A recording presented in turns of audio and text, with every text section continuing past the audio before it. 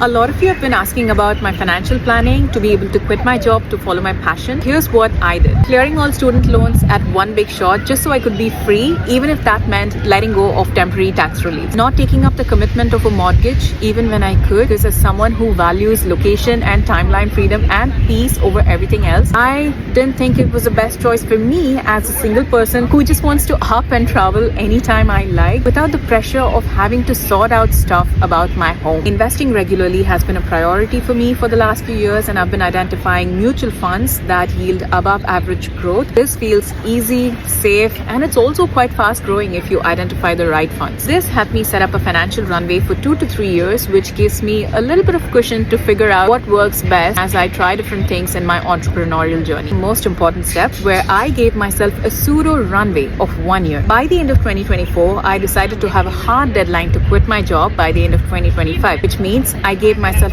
1 year to prepare myself financially and mentally to set up a business while still having a job. In my final year of having a job, I basically had no social life, used all my weekends towards improving my skills, and the only major expenses were actually investments into my business or my personal growth, which helped me become a better creator. This last year, it's also important that you invest in a skill that's going to teach you how to make money so you're not lost. Last step has been all about mindset. I knew that there was going to be temporary discomfort as I'm still setting up my business, and I'm not going to have any perks that I did in my corporate career for a little bit, but then I have started to see the hardships as an enjoyable journey rather than a painful one, because when we enjoy the struggle, not only do we feel less pain, but we actually find more meaning in it, and we have good stories to tell at the end of the day. So that was all my planning at a high level. Now follow along for more perspective and mindset shifts from my year of travel and learning to build my personal brand.